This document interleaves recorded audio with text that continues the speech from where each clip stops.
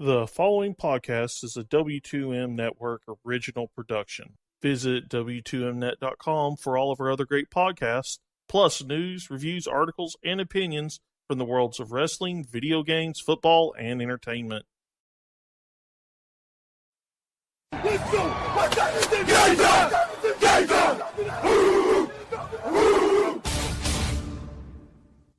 It's gonna be a football game tonight now. No doubt. It's gonna be a football game here. Okay. I done been here before. All right, let's go, baby. Toss to White. He's in! Patriots win the Super Bowl! Brady has his fifth! What a comeback!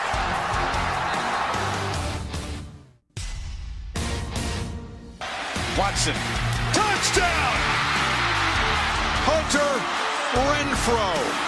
Little man makes another enormous play. 1 second remaining. Ladies and gentlemen, football to the max. Your host, Sean Garmer, Gary Vaughn. Hello and welcome to an early edition of Football to the Max, because we are coming to you a day early because schedule conflicts are happening. There is a U.S. Women's National Team soccer game happening at the same time as the Thursday night football game, and we didn't want to be doing, but by the time we do two shows, it'd be like 1 or 2 in the morning, and then it's crazy. So we're doing our preview edition a day early, and then we'll do a special, just little extra on TNF after the game on Thursday. So you'll still get our thoughts on that, but we'll do all of our previews. So, like, for example, we won't know what's happening with Zeke this time because his hearing is on Thursday at some point. So I'm going to go on the basis that Zeke is not going to play, and I'll try to formulate that when we talk about Cowboys-Falcons. But first of all, Eric, how's it been going? Garter free and now cold free, so overall, yeah, it's been a very roller coaster week. And thank you, reminded me that that's why we did not have a Monday night show, was because Eric was sick. And Yeah. Eric was still coming off his cold on Tuesday, so we just said, let's just do this. Yeah, it's one of those, I don't always get sick, but when I do, I am sprawled out on my couch for 48 hours. I'm right there with you, buddy. That's what happens to me, too. At least you got to catch up on a great show like *Halt and Catch Fire*. Indubitably. 2 seasons in 2 days, and yeah, it also helped reminded me of the awesome yet awesomely terrible decisions I made over the weekend, which I wouldn't recommend that anybody really do. Well, hey, at least you aren't as soft as Jalen Ramsey says that AJ Green is. That is apparently why AJ Green finally went off and did his best Samoa Joe MMA rear naked choke impression on Jalen Ramsey. Very excellent form on both the hold itself and the subsequent takedown, and between hearing that and hearing allegations about doing things to family members, I'm thinking to myself, oh boy, that was just insane. And one of a couple of surprising brawls to which nobody got suspended. Except Mike Evans. Because yeah, he was the only one out of at least 5 or 6 players in 3 different fights that happened all on Sunday. He's the lone guy that got a game. I think that's also because he was the one that was the most ridiculous. Like, he came in after the fact. The deal was between Jameis Winston and Lattimore, and then he comes in just out of nowhere and takes him down. And this was like a fight. Like, he was pissed off, mounted, punching him. It was just like, you do not need to see this happening in the NFL, and I think rightfully so gets suspended. He also did not get ejected in that game, which probably also True. helped make that easier. And the fact that I get why the fight started, but it seems semi-stupid because if you look at the few seconds leading up to the first incident, Jameis Winston was already standing there pointing, and Lattimore just happened to get in the way. Then Lattimore turns around, he gets in Jameis's face and does into that, and then Mike Evans does the run-in, and the rest is history. Certainly. Well, let's discuss. I just wanted to mention that just because so we wouldn't have to bring this up later when we talk about each team. But I think the only sort of news I think that came out of anything was that Teddy Bridgewater has officially been activated. And Sam Bradford is officially on IR as well, so he's done for the season. How long do you think before Bridgewater plays? I heard a lot of rumors about Week 10. I wouldn't necessarily say... Well, not this week, I'm sorry. That was the week that they thought he was going to get activated, which he was. Right. So, activated pretty much right on schedule. I'd say we'd see him maybe week 12. I wouldn't say too much later than that. I think it all depends, again, on what the Vikings do here. Right. If the Vikings sit here and play well with Keenum, not barely make it to where you can say, okay, Keenum should be replaced, but I'm talking about they play well, the defense plays well, Keenum scores some touchdowns, that kind of thing. You might wait, but that's so difficult, right? If the Vikings are 6-2, you're 8-2. I mean, how can you really justify taking Keenum out? Yeah, if he's playing well enough to where the team is still getting wins and they can lock down that division, then of course Case Keenum is going to be your guy.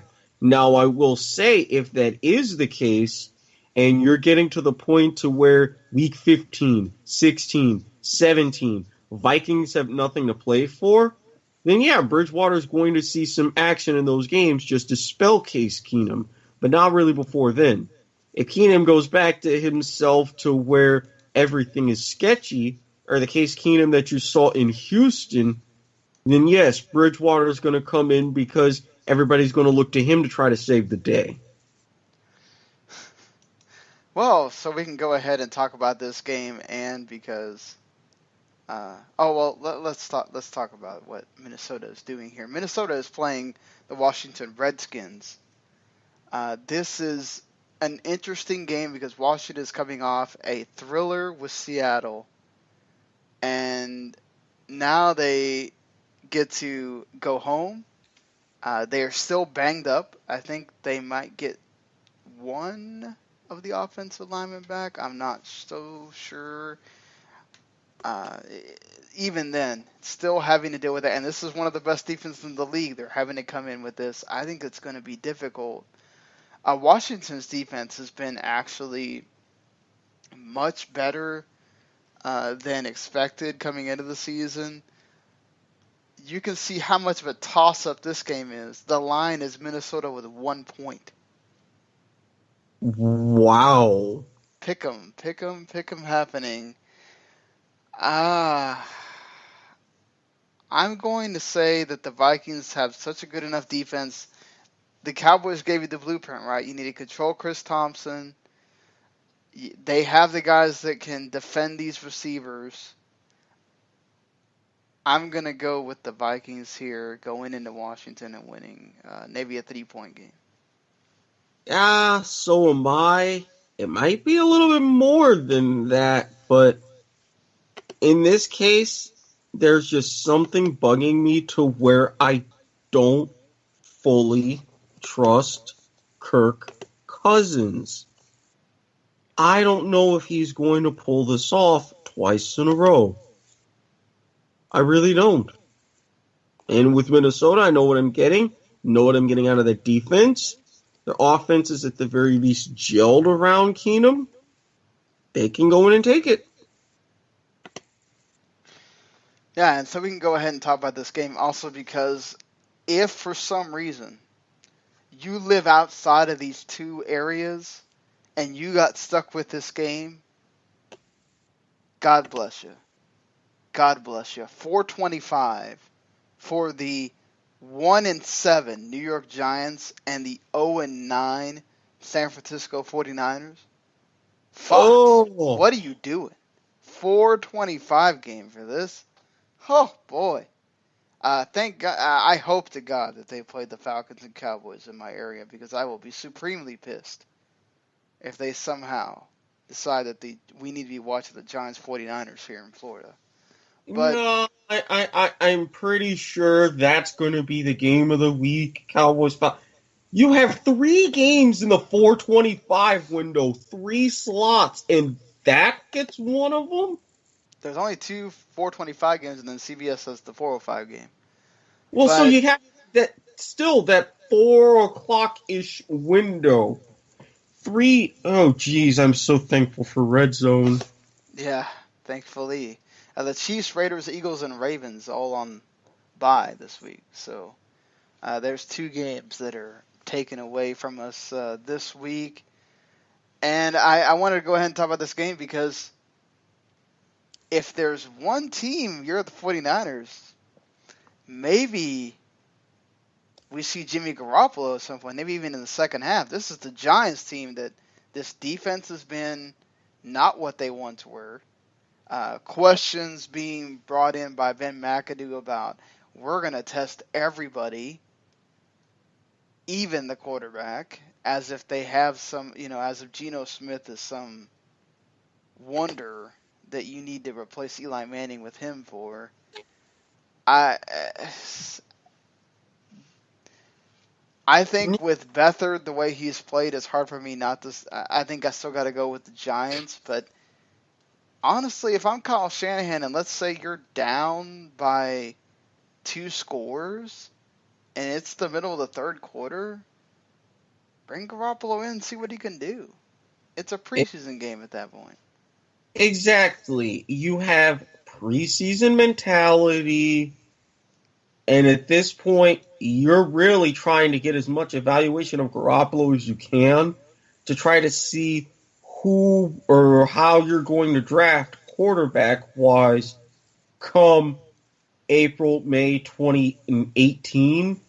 So if anything, this is really a gift handed to you to say, hey, you're trying to hopefully avoid go 0-16, see if you can start him the rest of the season, and to cause the Giants to suffer even more. I mean, honestly, this crowd is going to rival when these two teams played in 1987 at the old Meadowlands. We all know what happened that night. Yeah, exactly. And it's just, it's difficult to see it even being close to one of these. If I don't see a Giants blowout, something's really wrong. It may not be a Giants blowout, but it's going to be a win. If you're not, there's really something really, really wrong with this team. Even Evan Ingram and Lewis and those guys should be able to do this. Simple. If the Giants don't win by 2 scores, McAdoo's probably fired. Well, unless Jimmy Garoppolo comes in and works some wonders, but I just don't see it happening. I wouldn't be surprised if we don't see him at all in that game. So, moving on to the NFC North matchup of the Chicago Bears and Green Bay Packers. I don't think, many people would have thought, okay, Mitch Trubisky playing by this point, all right. But I don't think anybody would have thought we're playing Brett Hundley and Mitch Trubisky. That's what we get in this game. We didn't get to talk about the Monday night game. I don't think that was all Brett Hundley's fault. I think it was between the play calling by the coach. You have the defense that wasn't really putting a handle on these receivers at all. They were sure stopping Amir Abdullah because he couldn't hold on to the ball. But, they couldn't. They let Theo Riddick go for a long run. It just, they were not in sync at all for anything. No. Devontae Adams should have dove for a couple of balls that would have helped out Hundley. They weren't doing any favors in that game. And I'm not going to say that we're going to see the same thing here, but you're bringing in Jordan Howard to run the show here against this defense. Trubisky's got the same issues where they're not letting him throw too much. No. This entire season, he has thrown 80 times. 80. They do not trust him. This is a run offense. Right, but again, even with the 80 times in how many games? 6? 7? I think that also shows that they don't have a lot of faith in the weapons around him aside from Howard and Cohen. No, so this you're leading to a lot of problems. Now, with Green Bay, yes, they had a soft defense. Yes, Humvee held on to the ball a little bit too long in key plays. But I think that this is going to be a game where he will develop and get better. I legitimately think he will. And I think as he's getting better, McCarthy will and should open up the playbook more and be a little bit more aggressive. And I called this on another podcast. I see the Packers taking this one. I'm going to disagree with you here. I think the one thing that we've seen from the Bears is that even if you're not counting on Trubisky, Howard will get you yards that you need, will put you in position, and if not, the defense will. And Hundley will probably make mistakes. That defense will get in his face. They will pressure him. We already know that Brian Bulaga was hurt on the Monday night game, torn ACL. He is out for the season. So that is one of your tackles gone. That doesn't help him at all. I think the Bears can find a way to exploit that, and the Bears are going to get the narrow win, even if it's by 3. It's at Shoulder Field, so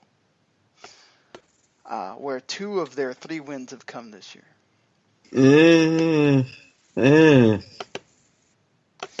Let's go ahead and get this one out of the way because the Detroit Lions at Ford Field against the Cleveland Browns. Oh boy. Now, if the Lions are smart and you just don't have Amir Abdullah on the field so he doesn't fumble and give the Browns cheap opportunities, with that Detroit Lions defense, the way that they love to make turnovers happen, and Stafford throwing the ball, I just don't see it for the Browns. Detroit was the last 0-16 team. Detroit's going to put one step closer to Cleveland being the next 0-16 team. Even with the cheap opportunities, who is going to be a quarterback? Who is going to throw the magical interception? Who is going to suffer the strip sack? Sorry, Detroit takes this one in a laugh riot. I will be surprised if it's nothing but a laugh riot on that point. And so we have talked about the NFC North. We gave you who was going to go there. Let's talk some AFC action. The Cincinnati Bengals coming into Nissan Stadium in Nashville, where they just passed a $275 million vote to get a soccer stadium in Nashville. Now they're going to...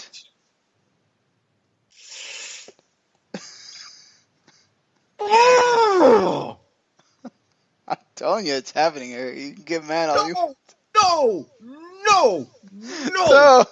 No! The Titans, who are 4.5-point favorites against the hapless Cincinnati Bengals. We haven't seen the best from this team, whether it's running or passing this year. The Bengals still have a very good front line. I think that might cause Tennessee some problems, so I think this game is going to be a lot closer than you'd think on paper. I feel like the Titans can't afford to lose a game like this. They're going to win somehow. I'm picking the Titans under severe protest. You had one job, voters. One job. One. Those fairgrounds are going to see a soccer stadium. Be happy about that. So, sorry. So, like, I should go ahead and warn you so when we talk about it tomorrow, you already knew. Yeah. So, the Jets are... Go oh, God, I want to hit things. I'm going to move on before Eric decides to start smashing things on air. We're going to have the New York Jets going into Tampa's Raymond James Stadium. Hey, Ryan Fitzpatrick against his old team. What do you know? Because Jameis Winston has been shut down for 2 weeks after he gives one of the dumbest pregame speeches the week before that I think I've ever seen. And then he goes in. Mike Evans is suspended for this game for the fight. You have Ryan Fitzpatrick, who I think this defense is going to be salivating to go against him. They're going to know his tendencies. They're going to know what he wants to do. I wouldn't be surprised if the rookies have a nice day here. I don't see it with all the problems that Tampa Bay is having. This is a game that the Jets, with Josh McCown, who's also played for the Bucs, you need to go in there and you need to win this game. I think the Jets are going to win, but this is a game just like you did against Buffalo. You need to go in there and hammer them. You have the offense that can do it, and you have the defense that can take Fitzpatrick out of there really quick. Just, you can't let up. And I really think they will. I don't even know what that pregame speech meant. He was doing like the W in his mouth, and it's like, dude, come on. Well, are you 5? You're making shapes in your mouth? I mean, you're making shapes in your mouth, and you're saying we're eating this W. That was just a jumble of words. That was just the worst tasting word salad I have ever heard. Ugh. I was going to pick the Jets based upon just sheer principle after that, and knowing with Ryan Fitzpatrick, but just this team has got problems. I will say, you fantasy folks, Adam Humphries might be a nice little pickup or something if you're looking for guys to pick up for fantasy now that Mike Evans. I'm one of those that I have a Mike Evans in a few leagues. I'm going to think about it. The Indianapolis. No. That's one of the guys Fitzpatrick might throw to. Him and Cameron Brate. He likes throwing the tight ends. Yeah, make Cameron Brate again. But, oh, wait. Let's see if he can throw another interception. So the Pittsburgh Steelers coming to town to Indianapolis, where they are 10-point favorites against the Colts. I think this is one, Vontae Davis has been benched and also might be going under season-ending groin surgery. So one of your best defensive players, your leader on defense, really. They've also lost, I think, one of their defensive linemen, Henry Anderson. He's out, and he will have season-ending surgery for a laryngeal fracture. Colts walking wounded at this point. No, I think we already talked to you last time about how Andrew Luck is going to get shut down. This is Jacoby Brissett's team the rest of the way. I just don't see it with the Steelers defense. The way they've been flying at everybody, I could see Jacoby Brissett get sacked many times in this game. I don't think the Steelers are going to have to put up too many points to put it away quickly, but Steelers are going to get the win. First 1 to 14 wins. And guess who's going to get to 14 in the first quarter? I rest my case. I will say this, that aside from the Jaguars game,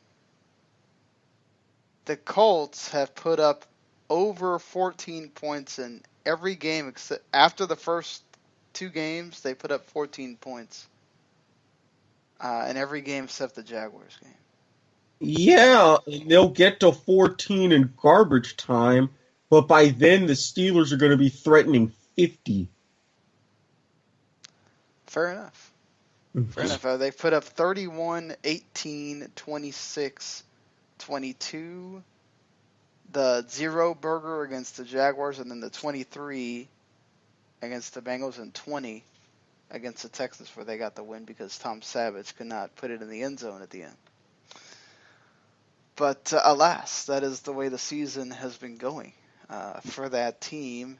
We'll get to them in a little bit here. So the last 1 o'clock game that we have not talked about is perhaps the fanciest 1 o'clock game that we have on the schedule.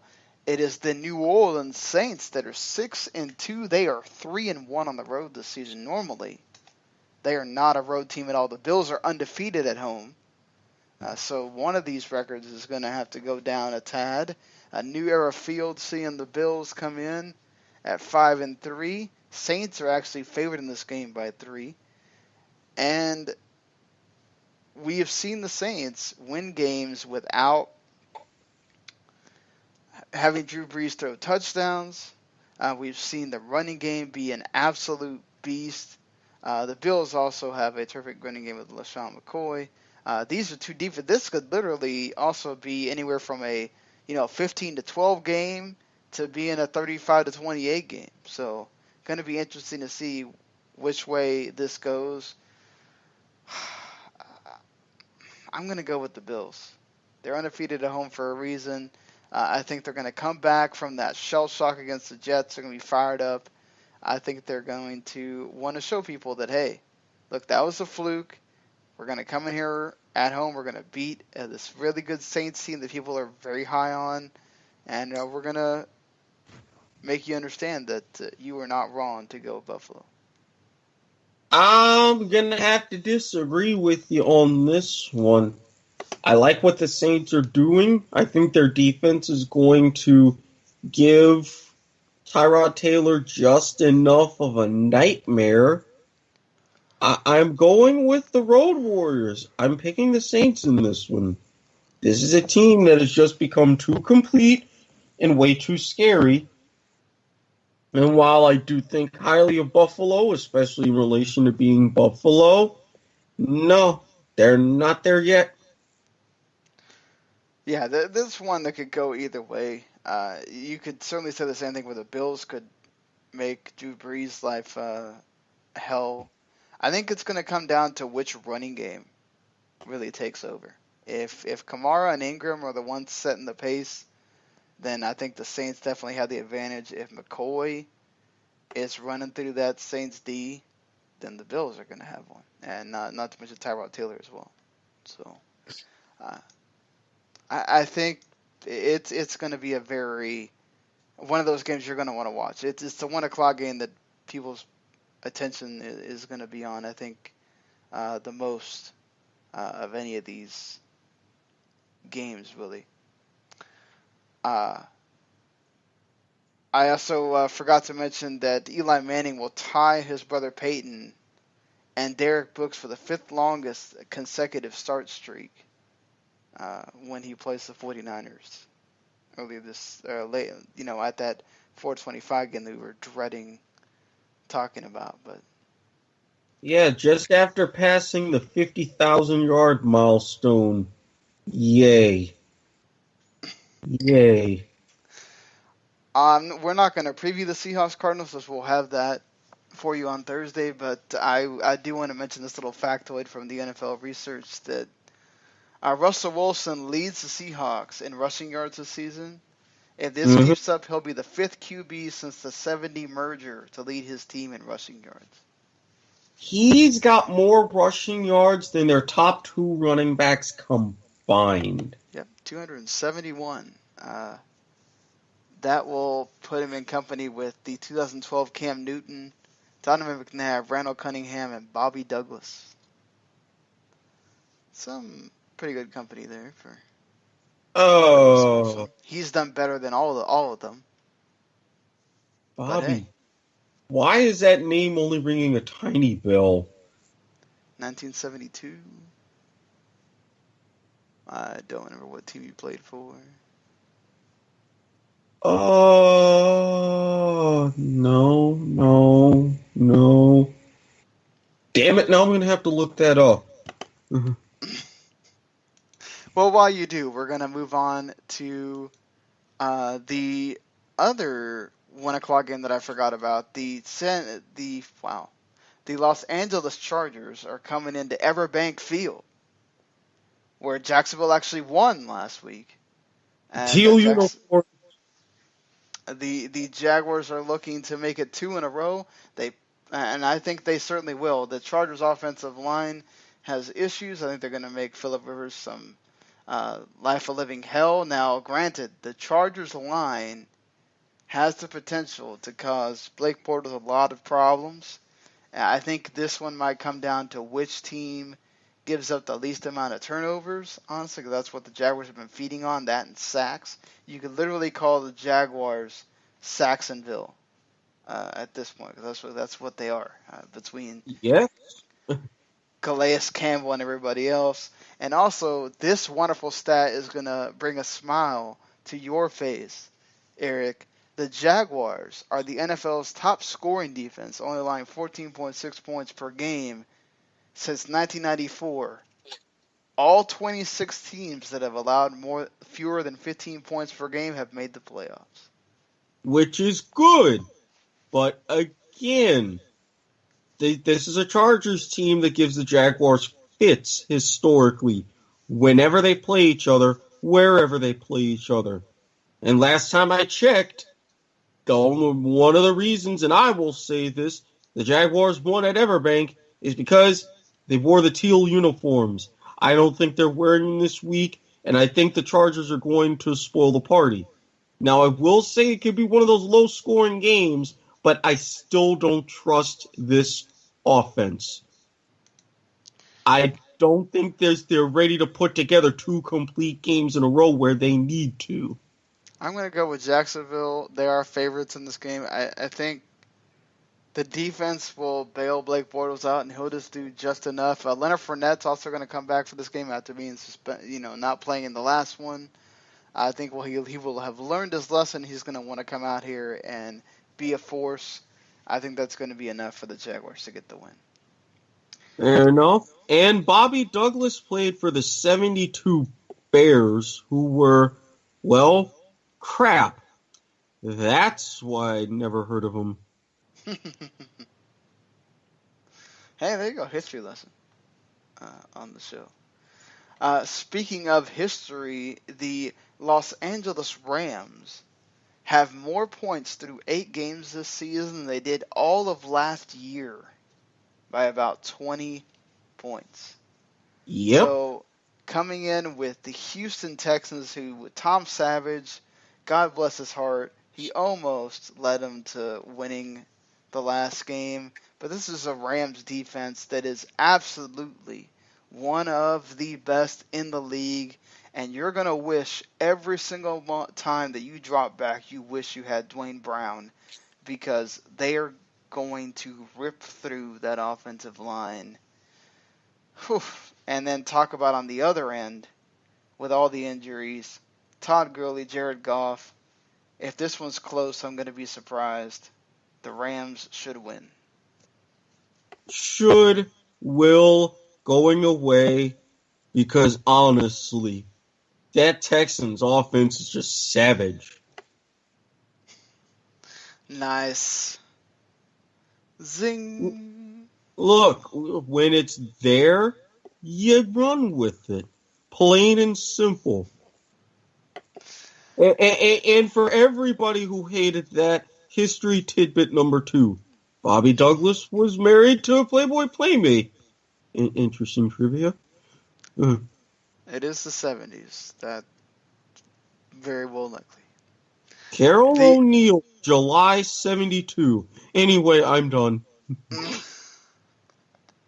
even got a Playboy history lesson on that one. God bless you, Hefner.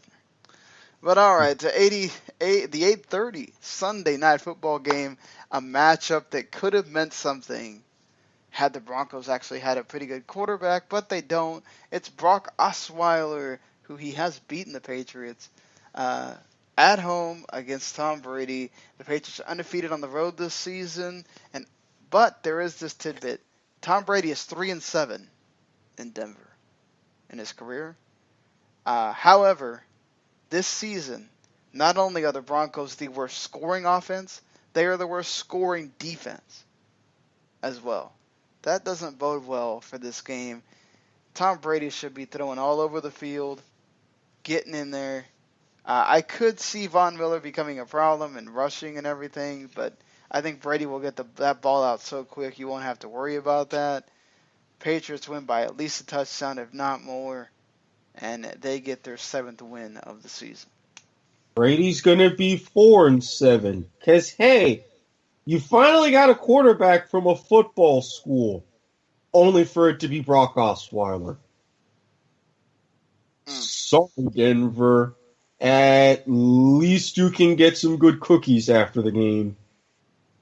At least Trevor Simeon's team is ranked this week. Yeah, whoop-de-doo. Blind hog finds an acorn every once in a while. The squirrel finds a nut too. So, the Miami Dolphins are playing in primetime again. Why? I asked that exact question. Carolina is favored by 9 points at Bank of America Stadium, and they should as well be because this could be a battle of the defenses. Let's not. We'll have to see how Ndamukong Suh comes back from going out in that game. The Dolphins' rushing attack looked much better actually without Jay Ajayi, but I don't know this Panthers defense. I think they're going to do enough. I think Cam Newton's going to be a problem. This could also be one of those like 15-12 games or whatnot. And if it gets into any kind of a shootout, I can't trust Jay Cutler at all. Give me the Panthers at home. Absolutely. And if anybody wanted any further proof of how the NFL hates ESPN, here's another exhibit right here. Yep. They can't flex the Monday night games either, so that's not their fault. Exactly. So this is what you get, and this is what you're stuck with. Again, the NFL hates ESPN. They did sign a deal, so ESPN can only blame themselves. Yeah, well, them's the breaks. ESPN, now you know how much the NFL really thinks about you. Certainly. And that's going to do it for the NFL predictions. This is a huge week. Huge week in college football. So. Did we mention it was huge? Yes, because I could say huge 50 times. I could fill up the 280 character limit on Twitter. Now, with how many enormous games there are this week, and I don't think the College Pickem could hold them all. So this will be where we break rank and talk more about than just the 10 games that they give us. But let's begin here with Michigan State and Ohio State. It's at the Horseshoe. I feel like the Buckeyes are going to be angry. They are going to want to prove something. They're going to go in and they're going to beat Michigan State by a touchdown. They're going to beat them by more than a touchdown because, come on. When have you seen an Urban Meyer team give up 55? That was insane. Yeah. And you don't think them Buckeyes going to be mad? Yeah, JT Barrett's going to have that chip on his shoulder. for this one. Yeah, and sorry, Michigan State. There's a part of me that wants to root for you because you may make the brand new edition of my Chaos 4, but no thanks.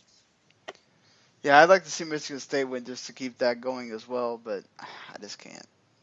I just don't see it happening. They're starting early on Fox, and then not to be outdone, ABC starting early as well. Oklahoma State against Iowa State in Ames. Oof. Very, very good defense against one of the most high-flying offenses in the entire landscape here. I just can't see Oklahoma State losing 2 games in a row. I can. I'm going to go Oklahoma State, but I would not be surprised at all if Iowa State pulls up the 3rd big upset of the season. Iowa State is still trying to command respect after all this time. Yeah, but they should have beat West Virginia if they wanted to command respect. Well, they can make up for that by beating Oklahoma State, who's coming in off of a mental hangover. And I think they do just that.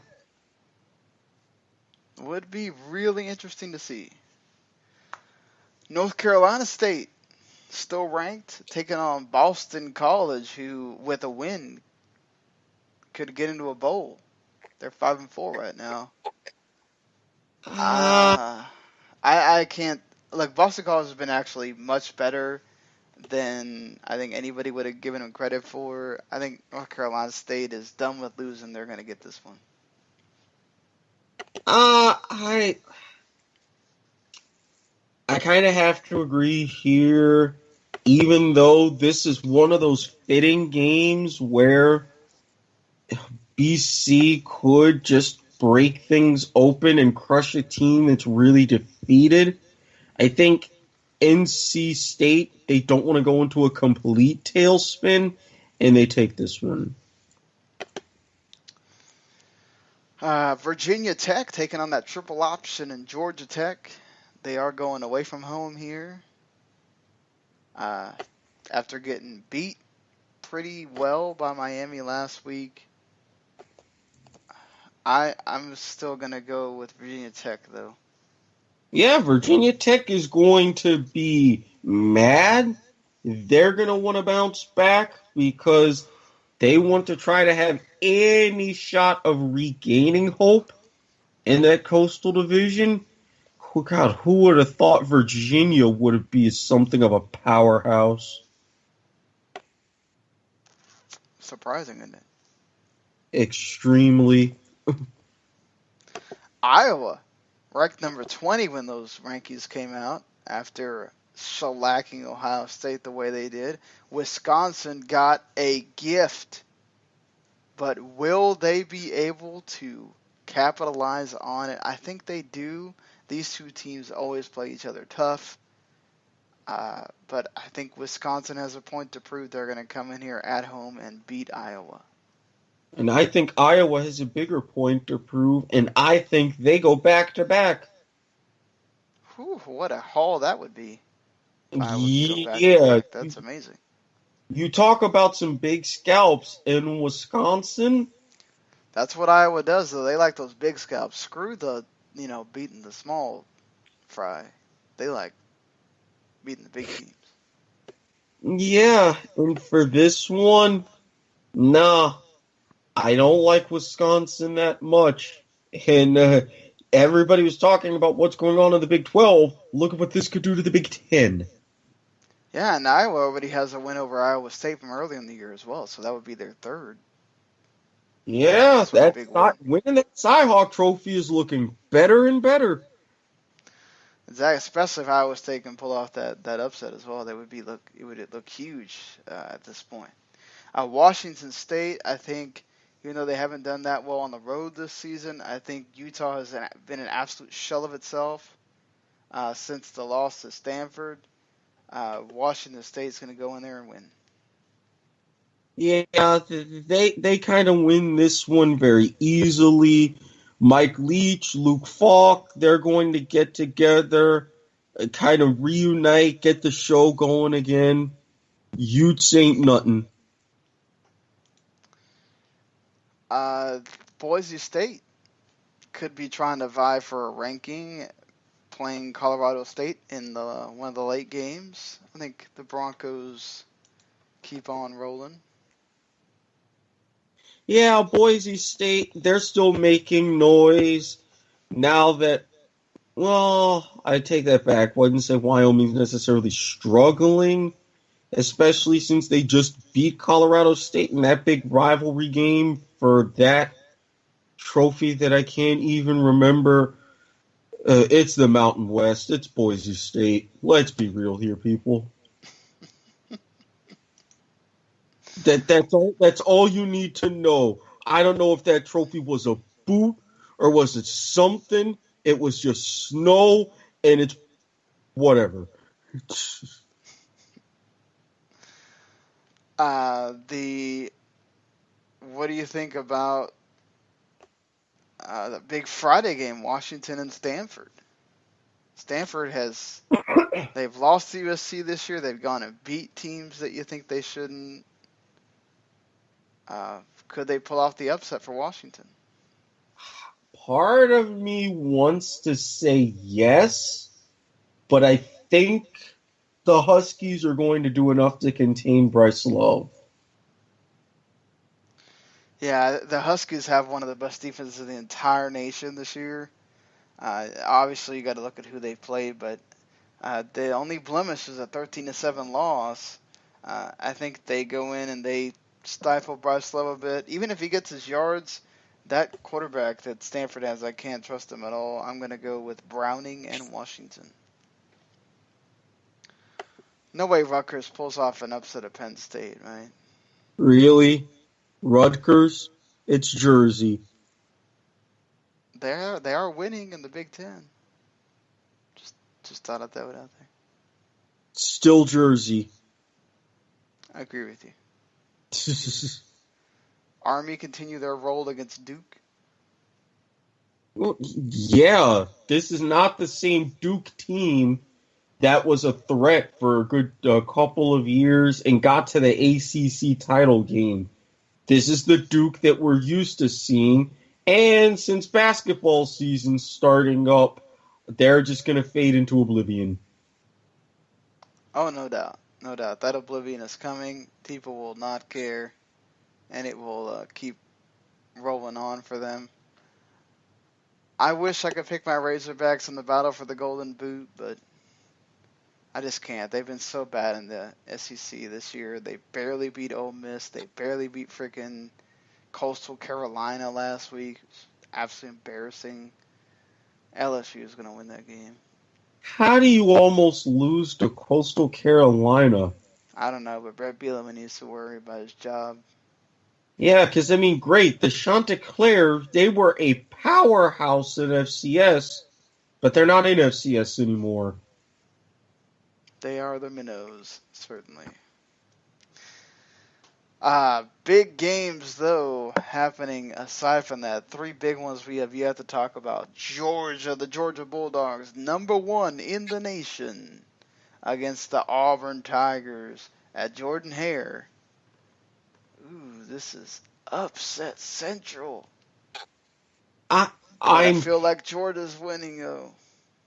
I'm picking Georgia, but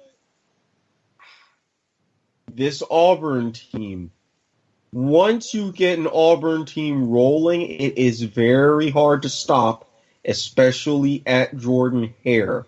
Oh, yeah, no doubt. And let's face it, Jake Fromm, he has just been almost non-existent at quarterback. Yeah. This is going to be his make-or-break game before Atlanta. Yeah, I think this is the one where Jake Fromm needs to show out here. Not only that, you could seriously see Auburn try to take away Nick Chubb and Danielle, and you got to, or Michelle. I'm sorry, I don't know what I said. I knew it was some girl's name. Michelle. Certainly, Auburn's defense causes problems. Fromm could be in for a long day if he don't get it right, but I'm going to say the Bulldogs pull it out and win. The Big 12 title game, possibly, happening early. And then people thought it was going to be Bedlam. Looks like it's not going to be that way. It might be between these two teams, TCU and Oklahoma, especially because TCU and Oklahoma both have wins over Oklahoma State. Number 5 and number 6. Pretty good options here. I'm going to go with TCU in the upset because they play defense. They have one of the better defenses in the land. Yes, it's in Norman. Yes, Baker Mayfield will probably throw for a lot of yards and get some touchdowns. But that run game for TCU could control things. And then all it takes is Baker Mayfield making some mistakes, and I'm going to trust TCU for that, not Oklahoma. Mayfield going to throw for 400. Kenny Trill ain't coming back anytime soon. Yeah, I think Kenny Trill is what could do TCU in.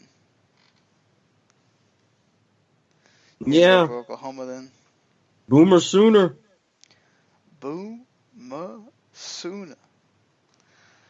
The biggest game, Catholics versus convicts. The story is there. The history.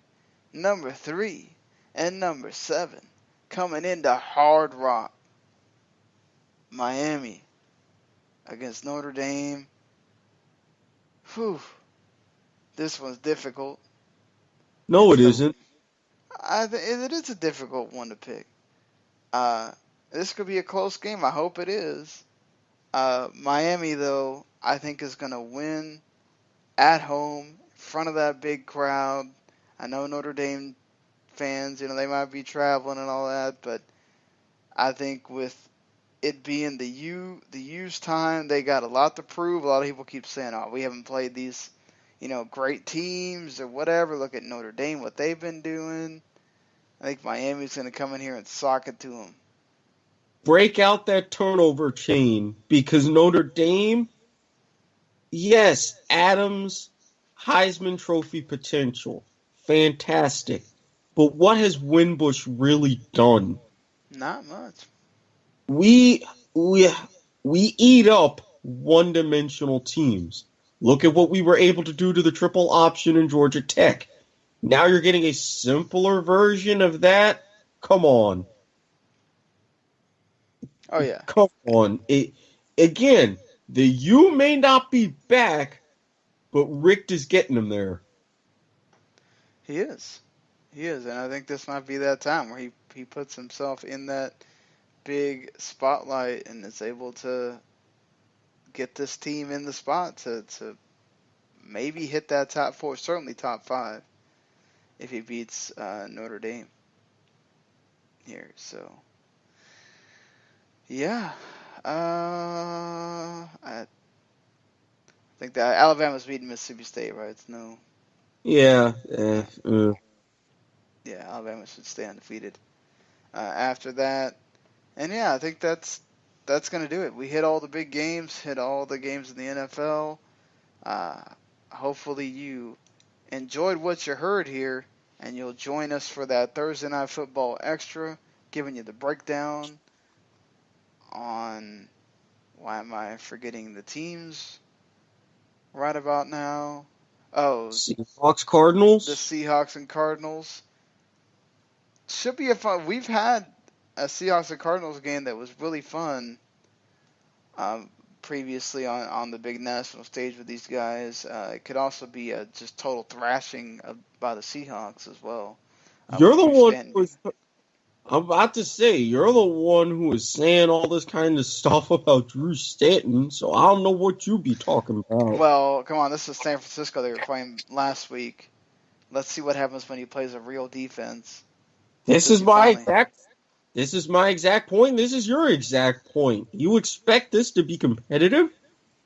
I'm saying this divisional matchup, maybe we'll see something, but yeah, because the Cardinals defense might come to play here and cause problems. Dwayne Brown can now block that left side, but you still got problems where you're not running the ball well. They know Russell Wilson's tendencies more than anybody else. I'm just saying.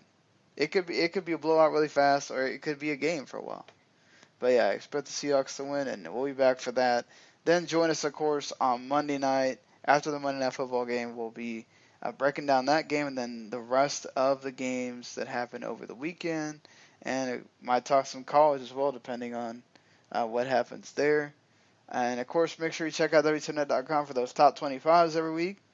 And for the kickoff as well that Eric and I are both on.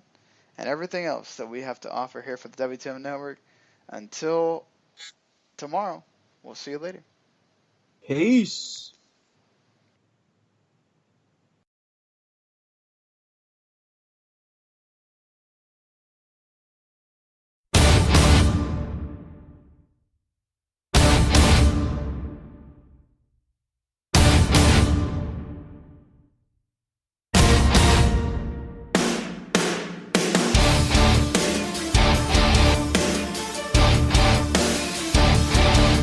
The following podcast is a W2M Network original production. Visit W2Mnet.com for all of our other great podcasts, plus news, reviews, articles, and opinions from the worlds of wrestling, video games, football, and entertainment.